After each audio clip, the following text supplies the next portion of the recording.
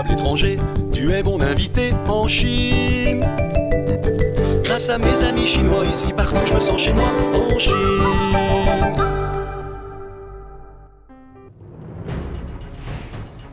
Depuis 2000 ans, les Chinois organisent au mois de mai une immense célébration sportive, la course des bateaux dragons. Foshan est au cœur de cet événement. Ici, partout, on peint, on dessine, on grave, on sculpte ces mythiques bateaux dragons. Place au cérémonial de la mise à l'eau du bateau dragon.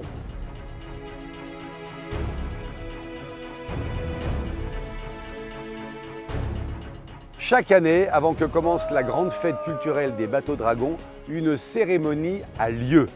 Il va falloir réveiller le dragon pour qu'il soit le meilleur sur son bateau et qu'il fasse gagner son équipe. On va honorer le dragon, peindre tout d'abord sur le front et donc sa pupille, les oreilles. Il est réveillé! Et qu'est-ce qu'on dit les filles? Attention les yeux, ça va aller très vite. Séquence filles contre garçons, entraînement intensif, pas de cadeau, San, A, I, cache!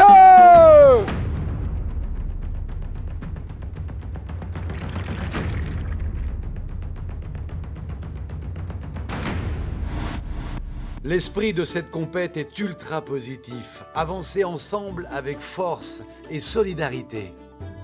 Rêvons qu'un jour les bateaux dragons soient en compétition olympique. Ça y mettrait beaucoup d'ambiance, de rythme et des couleurs. Monsieur Wu fut pendant 20 ans un grand compétiteur à la rame sur les bateaux dragons. Il a remporté beaucoup de compétitions et aujourd'hui, c'est devenu l'entraîneur de l'équipe des garçons. Alors, je vais participer à l'entraînement d'une course pour la fête des bateaux dragons. Première règle, on enlève les chaussures par respect pour le dragon.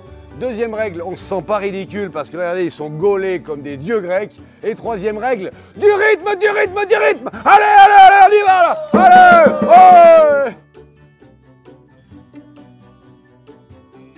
Les filles que vous voyez ici sont, comme toutes les autres d'ailleurs, des paysannes de la région qui s'entraînent régulièrement pour participer à la fameuse fête du dragon. Ça, c'est un des rôles que je préfère. Sonneur, de rythme. Cette équipe-là est une équipe championne qui a remporté de nombreuses compétitions. Elle est capable de ramer 120 fois par minute.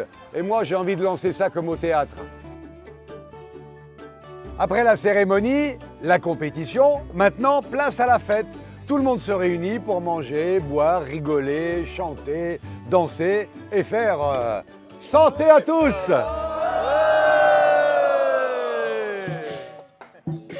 Et tout se passe au rythme des tambours.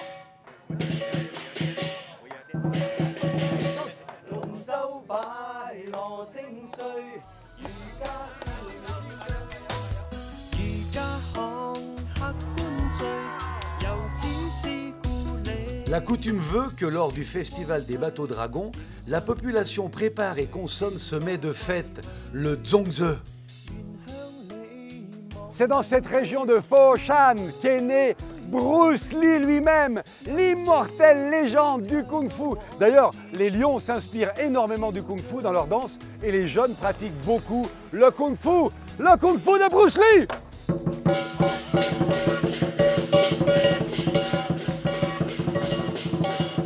Cet ancêtre du pont à bascule a été fabriqué il y a à peu près 3 siècles par les habitants du village.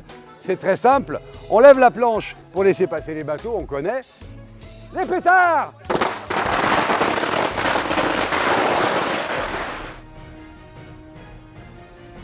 Mais vous apprécierez plutôt tous les éléments culturels nombreux de la région, à commencer par des reliques, des statues de bateaux dragons, ces fameux bateaux dragons qui ont une importance vitale pour l'image de la région, pour sa culture. C'est en effet sa première carte postale destinée au monde entier. Je vous dis de Foshan, à très bientôt, encore plus au sud.